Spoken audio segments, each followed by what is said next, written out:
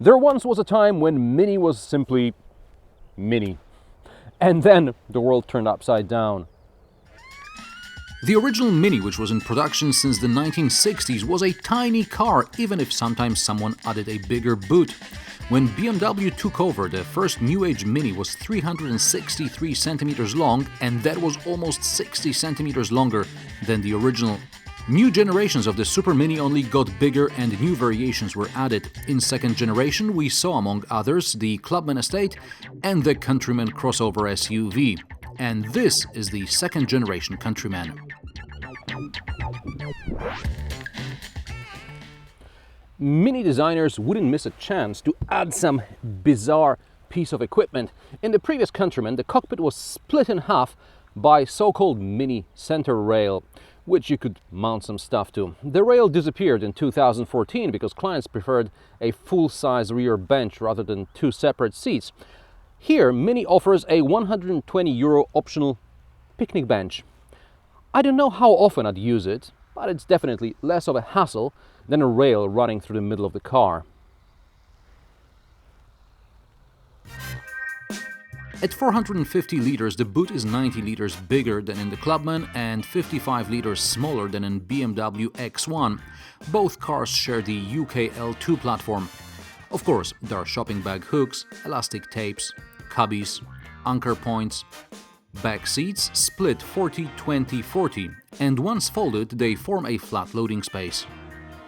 Like in the X1, also in the Countryman, the rear seats slide to give you more legroom or more boot space.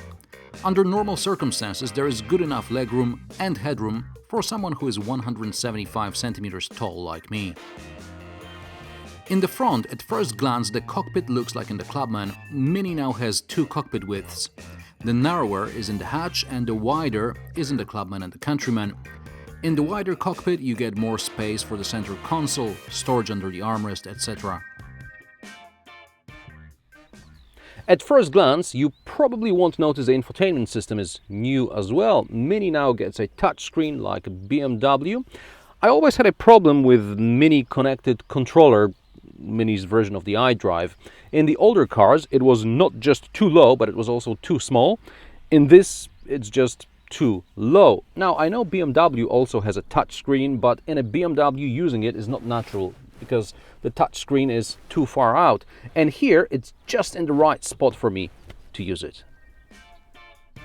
However, the touch buttons are too small. Mini gave the interface a minor facelift, but icons on the screen are too small to aim at, especially when the car is moving. I'm saying this from the perspective of a guy pushing 40 who's bang on in the Mini target group.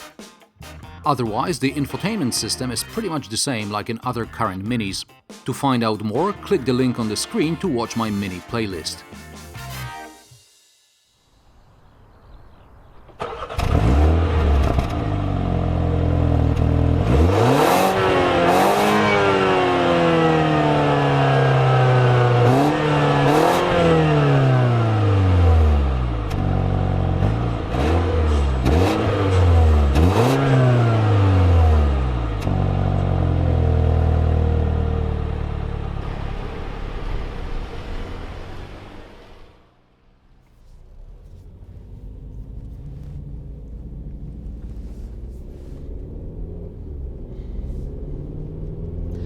Once on the road, you feel that despite of its size, Mini hasn't lost its go-kart character.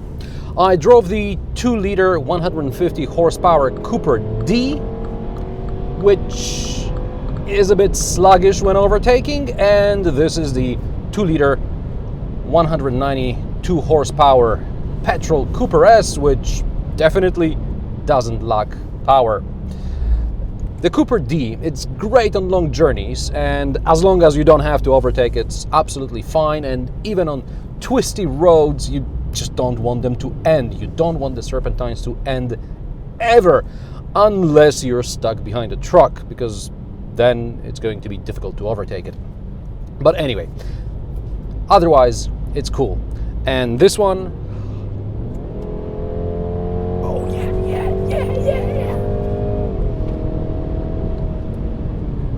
Marek, you are behaving like a child. Sorry. Cooper S is not only 1.5 seconds quicker from 0 to 100 km per hour than Cooper D, but it's also more dynamic, generally speaking. You can boost the sporty feel with the drive mode selector. In sport mode,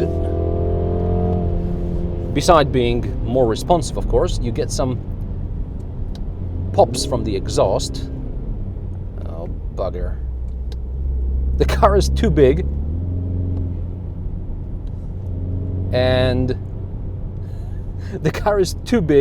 and too well sound insulated. I can hear the exhaust crackle,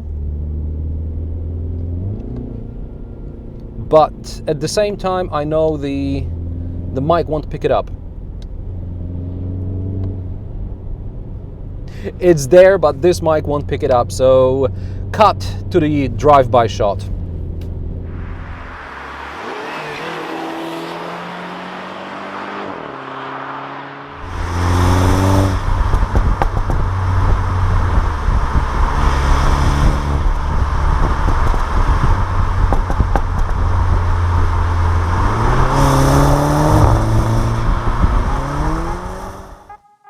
In the diesel version, you can skip the drive selector option. You always want to have whatever little power under your right foot, and the diesel exhaust doesn't crackle, so there's no fun there.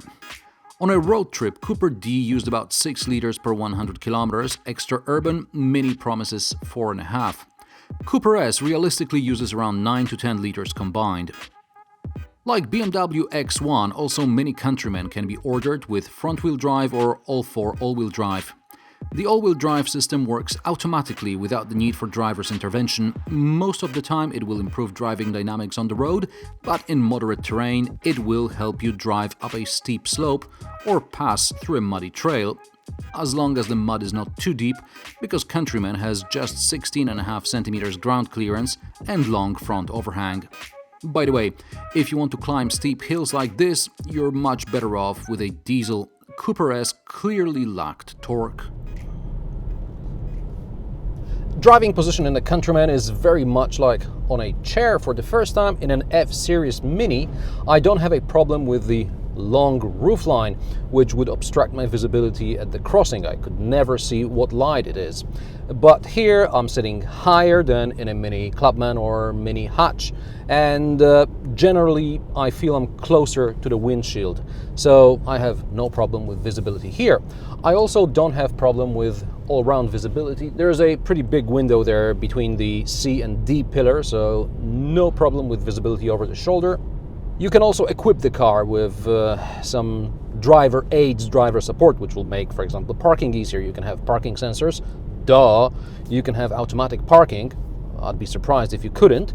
And you can always have adaptive cruise control for cruising along the motorway.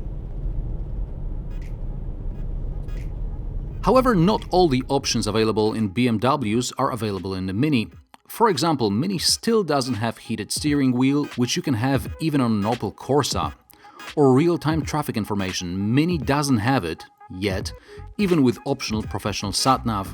I assume BMW doesn't want Mini to cannibalize BMW sales, but at 45 to 50,000 euro, MINI Countryman is not significantly cheaper than a similarly spec'd BMW X1.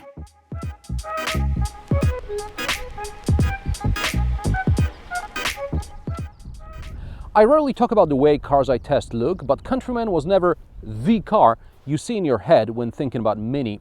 It's rather a car designed in response for the needs of aging target group. You want a Mini? It doesn't matter how old you are, because there's a Mini just for you, even if it's ugly and the size of a small barn. And how do you like the new MINI Countryman? Let me know in the comment section below. Subscribe, rate and share. New episodes every Friday. Looking for a crossover or an SUV? Check out the playlist linked on the screen now. If you like what I do, please help me on Patreon or PayPal, links in the description below. Thanks for watching, and I'll see you next time.